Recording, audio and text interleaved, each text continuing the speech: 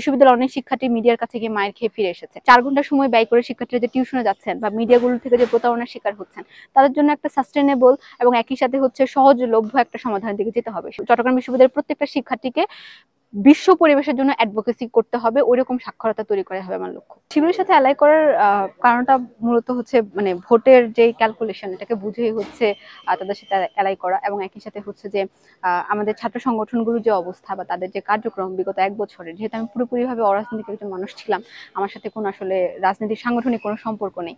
তো সেই জায়গা থেকে আসলে আমি বিগত 1 বছরে যাদেরকে সবচেয়ে বেশি স্টুডেন্ট ফ্রেন্ডলি কাজ করতে দেখেছি, আমার কাছে মনে হচ্ছে যে কি যাদের কাজ সবচেয়ে বেশি একটা টেকসই স্টুডেন্টদের একটা ভবিষ্যৎ দিতে পারে বা সেই লক্ষ্যে কিছুটা হলো অবদান রাখতে পারে, আমি তাদের সাথে জোটবদ্ধ হওয়ার সিদ্ধান্ত নিয়েছি। এবং দ্বিতীয়ত কারণ যেটা, সেটা হচ্ছে যে শিবির যে একটা অন্তর্ভুক্তিমূলক প্ল্যান করতে চাচ্ছে, আমার কাছে মনে হচ্ছে যে সেখানে আমার অংশগ্রহণটা দরকার আছে।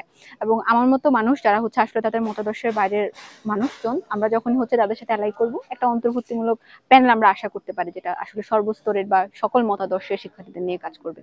আর দ্বিতীয় যেটা বললেন, আমি সমাজসেবা পরিবেশ বিষয়ক পদে নির্বাচন করছি।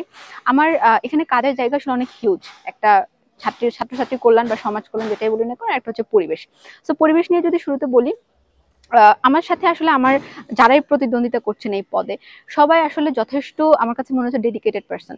সো সবারই আলাদা আলাদা ইশতিহার থাকবে, আমার আলাদা আলাদা ইশতিহার থাকবে। আমি চেষ্টা করব সবার ইশতিহারের মধ্যে যে বিষয়গুলো নিয়ে আসলে আমরা 1 বছরের মধ্যে বাস্তবায়ন করতে পারি, এটা একটা কম্বাইন্ড পলিসি তৈরি করে সেটা নিয়ে কাজ করার। এবং আমার কাছে মনে হয় আমরা সবাই অনেক বেশি কমিটেড এই জায়গা থেকে, যে আমাদের এত সুন্দর একটা ডাইভার্সিফাই বায়োডাইভার্সিটি আমাদের আছে, এটাকে রক্ষা করা, এটাকে মেনটেন করা, এবং একই সাথে হচ্ছে এটাকে একটা টেকসই প্রকল্পের মধ্য দিয়ে নিয়ে যাওয়া আমাদের জন্য একটা বড় চ্যালেঞ্জ। আমরা যত ধরনের উন্নয়নমূলক কাজ দেখি আমার ক্যাম্পাসের মধ্যে, মোস্ট অফ দ্যামই হচ্ছে আসলে কোনো ধরনের কনসালটেন্সি ছাড়া এটা আমার পরিবেশকে কিভাবে হ্যাম্পার করছে, আমার যে বাস্তু সংস্থান এটাকে দীর্ঘমেয়াদী কিভাবে হ্যাম্পার করতে পারে, এই যে এত প্রাণীর অভয়ারণ্য, এদের আসলে প্রপার বাসস্থান আছে কিনা বা হচ্ছে সেটাকে কোনোভাবে হ্যাম্পার করছে কিনা, পরিবেশ কতটুকু দূষিত হচ্ছে, সবকিছু নিয়ে গবেষণার প্রয়োজন আছে।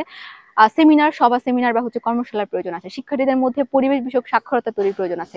সবগুলো বিষয় নিয়ে আসলে কাজ করব। দ্বিতীয়ত সমাজ কল্যাণ বা ছাত্রছাত্রী কল্যাণের যে ব্যাপারটা আছে, সেখানে আমার কাছে মনে হচ্ছে যে শিক্ষার্থীদের আর্থিক সমস্যাটা নিয়ে আমি কাজ করতে আগ্রহী।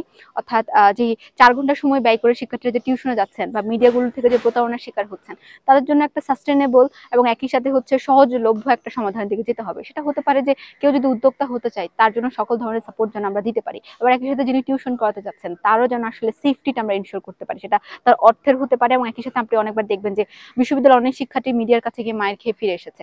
সো এই ধরনের অপ্রীতিকর অবস্থাগুলো তৈরি করার জন্য আমাদের সেন্ট্রালি কাজ করার ইচ্ছা আছে, এবং একই সাথে হচ্ছে যতগুলো পরিবেশবাদী সংগঠন আছে তাদেরকে নিয়ে যেন আমরা একসাথে মুভ করতে পারি। যেহেতু পরিবেশ আসলে কোনো কি বলে বিশ্ববিদ্যালয়ের বিষয় না, এটা সামগ্রিক একটা বিষয়। চট্টগ্রাম বিশ্ববিদ্যালয়ের প্রত্যেকটা শিক্ষার্থীকে বিশ্ব পরিবেশের জন্য অ্যাডভোকেসি করতে হবে, ওইরকম সাক্ষরতা তৈরি করা হবে আমার।